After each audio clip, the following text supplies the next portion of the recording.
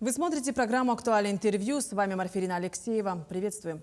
В республике отмечается рост заболеваемости простудными заболеваниями. Для предотвращения распространения инфекций и защиты здоровья детей вводятся временные меры предосторожности. О ситуации по заболеваемости ОРВИ, гриппу и ковид сегодня мы и поговорим. Гости у нас в студии Изабелла Самойлова, заместитель руководителя управления Роспотребнадзора по Якутии. Изабелла Юрьевна, здравствуйте.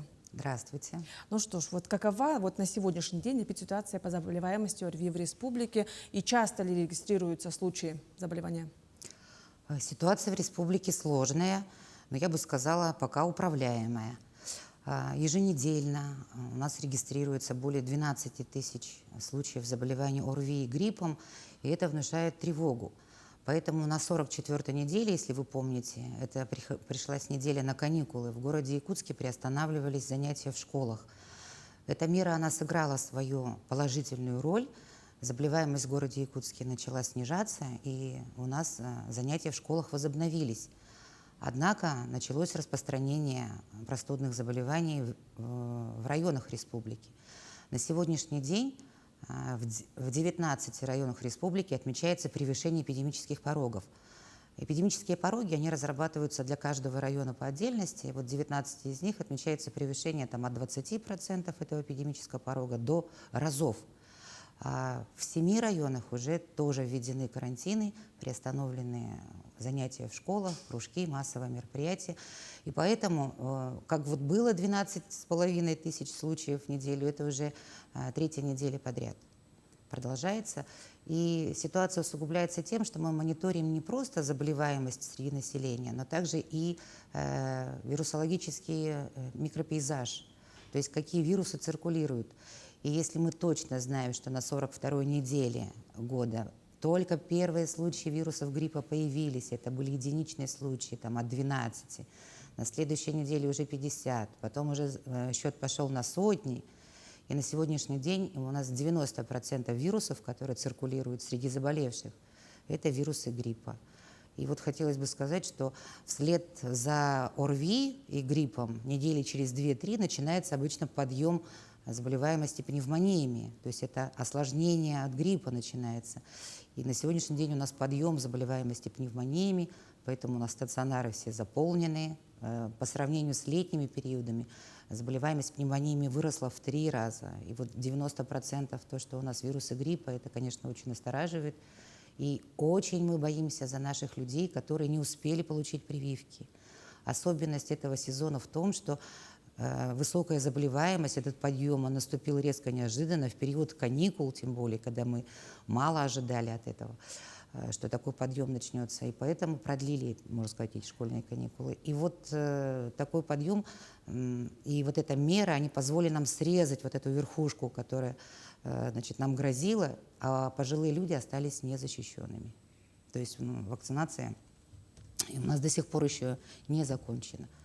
И это нам внушает большие опасения, что это люди, которые в возрасте 65 лет и старше, это люди, которые имеют хронические заболевания, сопутствующие сердечно-сосудистой системы, легочной системы.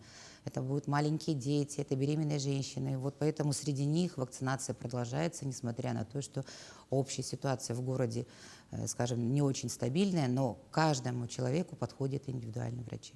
Ну что ж, вы уже немного начали говорить, чем отличается текущий педсезон от предыдущих лет, но немножко распространеннее. Мы все помним, как у нас началась эпидемия ковида, и, конечно, это тоже сыграло свою роль. И в эти пандемийные годы, начиная с 20 по 22 год, у нас в неделю регистрировалось по 20 тысяч случаев в неделю, но при этом это был все-таки ковид. А сейчас у нас заболеваемость снижается, ковид у нас стал сезонным заболеванием. И я уже говорила, что только где-то 8-9% приходится сейчас на ковид в структуре заболеваний. И чем отличается? В прошлый сезон у нас вообще был спокойный. Мы даже не объявляли карантинов. У нас даже были превышения эпидпорогов не такие значимые, как на сегодняшний момент. Но этим отличается. И сейчас многие уже говорили в прессе, что у нас выявляется грипп А, H3N2. H3N2 у нас в прошлом году встречалась только единицы, ну там где-то за весь сезон было где-то 150 случаев этого вируса, а в этом году сплошь это H3N2. То есть, понимаете, получается, что иммунологическая перестройка вот, у населения не произошла, давно не встречалась с этим вирусом, уже года 2-3, и вот новое поколение вот рождаются, не встречались с этим вирусом, поэтому у нас вот такая высокая заболеваемость именно гриппом А, H3N2. А мы можем, да, вот озвучить симптомы гриппа А? Ну, это, скорее всего, задача клиницистов, которые бы, наверное, лучше Ну, бы об всё же. этом рассказали. Но вот когда сравнивают клиническую картину ОРВИ и просто гриппа, то любой врач сразу отличит. Грипп начинается остро, со зноба, высокая температура, ломота в теле, значит, кашель сухой, лающий, как правило. Ну, и человек чувствует себя очень неважно. ОРВИ можно перенести, как бы, в принципе, и на ногах, и симптомы несколько другие. Это локализация боли в лобной части. Ну, это лучше всего это сделать с помощью лабораторных исследований. Вот я бы остановилась на лабораторных исследованиях. Значит, у нас лучше всего, если каждый случай заболевания ОРВИ был бы лабораторно обследован. Мы к этому стремимся. На сегодняшний день где-то только 70-75% населения лабораторно обследуется. В городе Якутске это с высокой частотой, в населенных пунктах сельских и отдаленных, конечно, трудно это делать. ПЦР-диагностика недоступна, поэтому используются быстрые экспресс-тесты. Только вот в том случае, если лабораторно что-то будет, тогда мы докажем, что это действительно вирус гриппа. И многие могут спросить, откуда вы знаете, что это вирус гриппа? Скажу, что на сегодняшний день вот эти тесты позволяют дифференцировать грипп и ковид. А вот прочая линейка ОРВИ, она, к сожалению, пока менее доступна. У нас только где-то 30% населения обследуется на прочие линейки риновируса, аденовируса. Но кроме того, что у нас вирус гриппа циркулирует, я еще хочу сказать, что и некоторые другие на сегодняшний день вирусы тоже есть. Это риновирусы, паравирусы, аденовирусы. И еще к тому же, вот сравнительно недавно нас, наверное, ждут еще другие какие-то открытия, потому что вирусы по-прежнему продолжают открываться новые. Значит, всего более 300 где-то видов вирусов, которые могут вызывать респираторные заболевания. Многие из них еще не расшифрованы, а вот такие, как метапневмовирус, боковирус, они появились сравнительно недавно. И вот интересно, при каком уровне заболеваемости ОРВИ и гриппом, да, вот вводятся в детских садах и школах, заведениях уже карантины?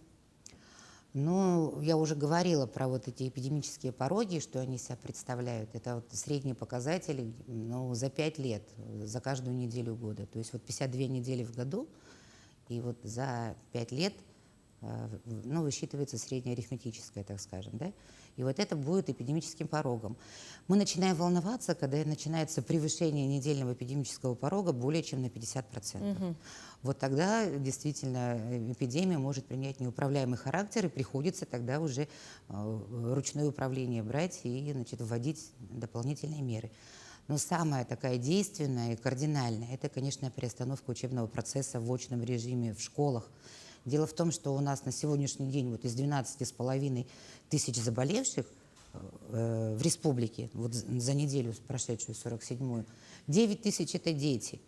То, конечно, управляя эпидемическим процессом среди детей, мы тем самым влияем и на эпидемические процессы среди популяции. Поэтому карантин самое действующее, но нужно помнить, что все-таки меры, они должны быть комплексные.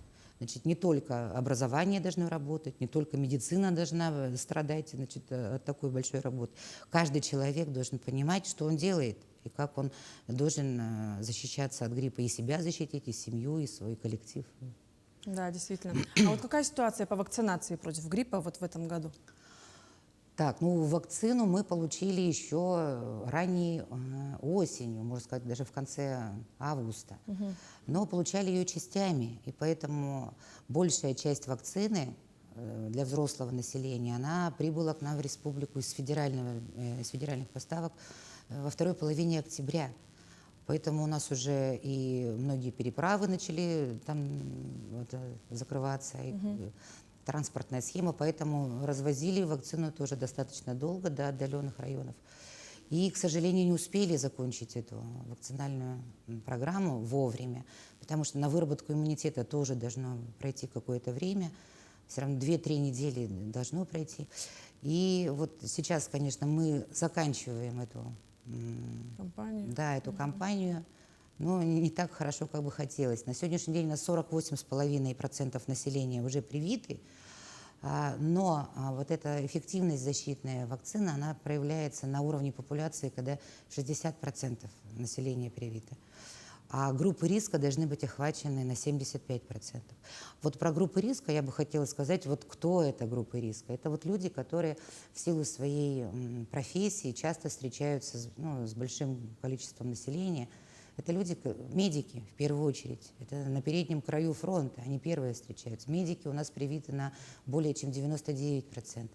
Это учителя и педагоги, которые ведут занятия. Они тоже привиты на 98-99%. Это люди, которые работают в сфере транспорта, должны быть охвачены. Это должны быть люди, которые работают в общественных офисах, встречаются в МФЦ, например, да, на почте. Они должны быть охвачены. Мы также должны беречь работников транспортной инфраструктуры, коммунального хозяйства. Это жизнеобеспечивающие предприятия, поэтому они все должны работать, а не болеть. Вот люди, дети страдают. Дети, они в силу того, что иммунная система недостаточно слабая, то, что они очень общительные, очень много передвигаются на кружки, занятия и так далее. Дети должны быть защищены. Они у нас тоже прикрыты на 90%. Вот самая такая категория, вот, о которой нужно позаботиться, я уже говорила, это люди, которые имеют хронические заболевания, сахарный диабет, сердечно-сосудистая система, у которых болит легочная система, лица пожилого возраста, значит, и беременные женщины. Вот среди них, к сожалению, пока охват очень такой недостаточный. И среди них работа продолжается.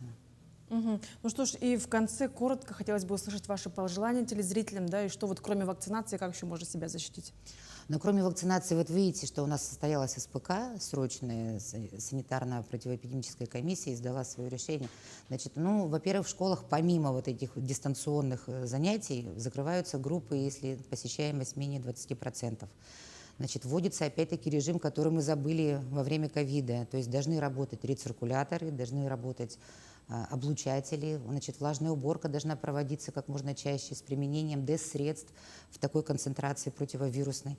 Мы рекомендовали в школах сократить занятия, по переменке, значит, выходить на перемены и в столовые. И носить маски. Вот маски носить – это очень-очень такой эффективный способ. Вот представляете, если человек покупает билет на концерт, и он должен о себе позаботиться, вспомнить сразу риски какие, он должен быть привит, желательно, чтобы он еще принял там какие-то протективные препараты, пришел в маске, и там в театре его встречают гардеробщица в маске, администраторы в маске, это значит, что там позаботились о безопасности. Есть возможность установить санитайзеры, помыть руки, ДЭС-средства там есть и так далее. Мгм. Ну что ж, Изабелла Юрьевна, спасибо, что вы уделили время и ответили на наши вопросы. Это была программа «Актуальное интервью». До встречи в эфире.